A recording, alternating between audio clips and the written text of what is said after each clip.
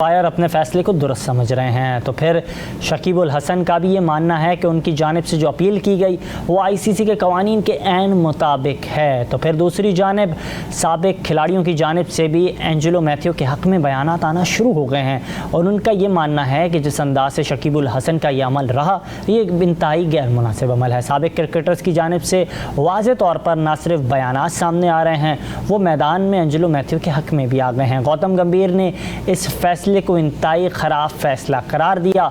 Australia के opener Usman Khwaja की जानिब से भी कहा गया कि एंजेलो मैथ्यू से मुताल्लिक उन्होंने ये मौक़िफ़ इख्तियार किया। उन्होंने कहा कि जिस अंदाज से एंजेलो मैथ्यू क्रीज़ पर पहुँचे तो वो वक्त के ऐन मुताबिक क्रीज़ पर पहुँच गए थे। एम्पायर की जानिब से जो फ़ैसला दिया गया ये इंतहाई गलत फ़ैसला है। इसके अलावा अगर बात की जाए तो रावलपिंडी एक्सप्रेस शोएब अख्तर की जानिब से भी एक मौक़िफ़ सामने आया।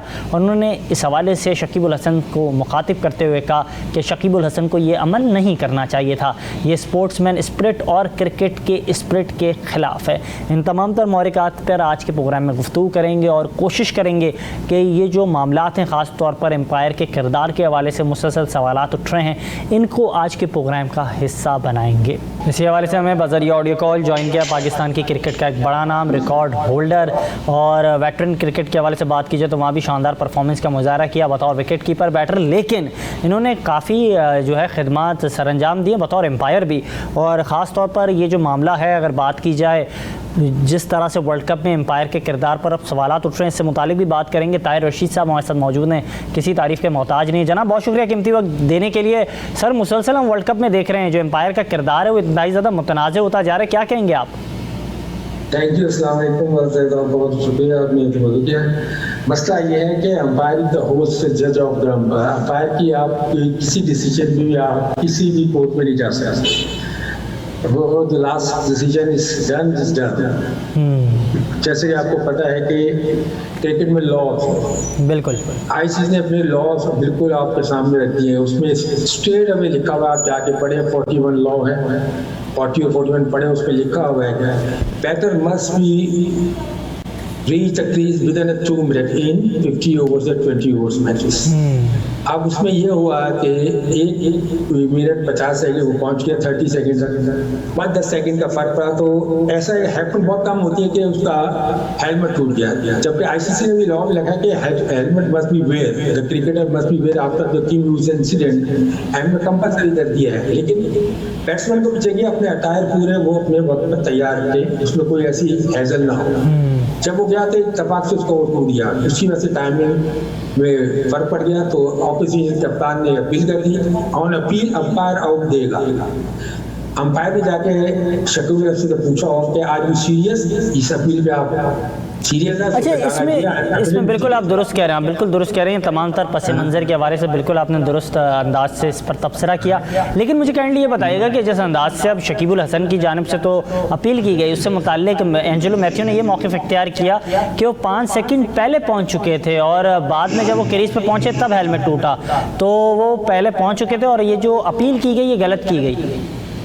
नहीं, अपील तो उसने अपने टाइम पे की है, 2 मिनट के बाद उसने अपील की है। अब ये देखिए ना, 5 सेकंड तो शकीब से अपना मौका पेश कर रहे हैं ना, लेकिन batter must be face the ball within 2 minutes. Crease से पहले 2 मिनट पहले उसको खेलना है। बिल्कुल बिल्कुल, पहले बॉल खेल लेता उसके बाद वो अपना टायर चेंज करता तो फिर कोई मसला नहीं था। बिल्कुल टाइम में नथिंग, लेकिन एक फेस विद इन 2 मिनट्स। जी जी बिल्कुल दुरुस्त आपने कहा। लेकिन मुझे काइंडली ये बताइए के बाद batter must be reach out within 2 minutes, तो बैट फेस करनी ही करनी है। Otherwise, the appeal will done.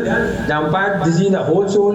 Umpire से give out, you must be walk smoothly. That's it. इसमें तो कोई इशू नहीं। अच्छा सर, बिल्कुल आपने बजा फरमाया। लेकिन वर्ल्ड कप के दौरान हम देख रहे हैं मुसलसल अब कुछ ऐसे अमल हैं एम्पायर्स की जानिब से जिसको लेकर हाईलाइट किया जा रहा है। ख़ास तौर पर आपने देखा विराट कोहली के बैट से जो एज निकला, लेकिन बाद में हमने देखा कि अल्ट्रा एज की जानिब से जो है वो क्लियर करार पाए। और आपने देखा होगा रविंद्र जडेजा की जानिब से जो बॉल की गई, जो पैड्स पर लगी थी साउथ अफ्रीकन बैटर के कैल्सिन के, और जिस पर आउट दिया गया, तो वो ये लग रहा था कि वो जो है आउट द पिच है, बॉल जो है इन द विकेट्स नहीं थी। लेकिन ये सारी चीज़ें होती हुई दिखाई दी।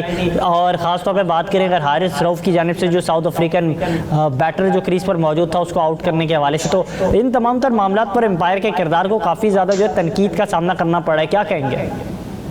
इसका यही है कि देखें, टेक्नोलॉजी को आप बीट नहीं कर सकते। टेक्नोलॉजी हमेशा आप उससे आप नहीं जीत सकते। आप इन्होंने अंपायर कॉल्स का मीन ये होता है, अगर अंपायर ने नॉट आउट दिया है तो वो नॉट आउट ही होगा, अगर उसने आउट दिया तो वो आउट ही होगा, क्योंकि वो रिवर्स नहीं होगा। तो इवन मार्जिन एक पॉइंट का भी मार्जिन अगर हिट नहीं हो रही, अगर वो अंपायर ने आउट दे दिया तो वो अंपायर कॉल पे आउट ही कहलाएगा। लेकिन काइंडली इस हवाले से मुझे बिल्कुल उसको आउट देना चाहिए था। अंपायर ने हुए, उससे गलती जरूर हुई है, मैंने रहा उसको आउट देना चाहिए था, वरना वो इतना डिस्प्यूट होता ही नहीं। बिल्कुल बिल्कुल आप दुरुस्त कह रहे हैं। 1% मार्जिन के सिर्फ चांस है बैट्समैन के पास, और अदरवाइज कोई नहीं, क्योंकि टेक्नोलॉजी फिर फेल हो रही है। बिल्कुल बिल्कुल आपने ठीक कहा। का ये है कि अगर अंपायर आउट है तो ये मस्ट बी अंपायर भी रिवोक करके उसको आउट दे। जब आपने ये सिस्टम अपनाया हुआ है, अगर वो आउट दे रहे हैं 30% लग रही है तो ये मस्ट बी गिवन आउट, लेकिन वो अंपायर का वो नॉट आउट हो गया, तो ये डिसएडवांटेज हो रहा है और कोई वजह नहीं है उसमें। अच्छा, जाते जाते आखिरी सवाल आपसे लूँगा कि अब जो एम्पायर्स की जानिब से डिसीजन होता है वो फाइनल डिसीजन होता है, लेकिन अगर ये डिसीजन जो चैलेंज अगर किया जाए तो क्या इसके हवाले से आईसीसी कुछ तहकीकात कर सकती है? क्या जिस तरह से खिलाड़ियों पर जुर्माने होते हैं, क्या एम्पायर्स पर भी जुर्माने हो सकते हैं? ये भी क्या कवायद है?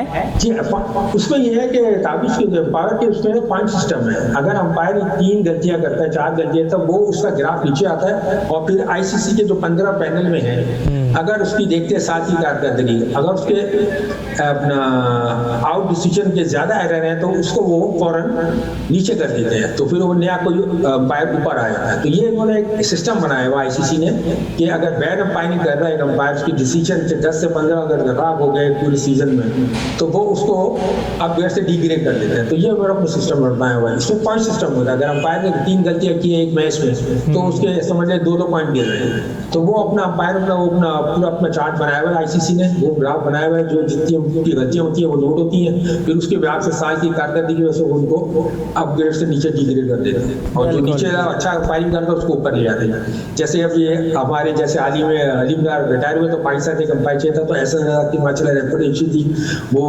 अपग्रेड हुए और वो आईसीसी में चले गए। तो ये ऐसा सिलसिला उन्होंने बनाया हुआ है कि ये सिस्टम है उनका आईसीसी का। बिल्कुल, बहुत शुक्रिया कीमती वक्त देने के लिए। बजरिया ऑडियो कॉल हमारे साथ मौजूद थे, मसरूफियात में से टाइम निकाला ताहिर रशीद साहब ने, और वो इस हवाले से गुफ्तगू कर रहे थे।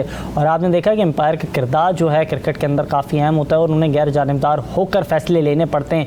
लेकिन वर्ल्ड कप में जारी चंद ऐसे फैसले और चंद ऐसे अमल एम्पायर्स के जिन्होंने पाकिस्तान की क्रिकेट से मुतालिक भी उन्हें इफ़ एंड बर्ड्स की कंडीशन पर ला कर खड़ा कर दिया, तो दूसरी जानिब दीगर जो टीमें उनसे मुतालिक भी उन्होंने काफ़ी सख्त रिमार्क्स इससे मुतालिक दिए हैं।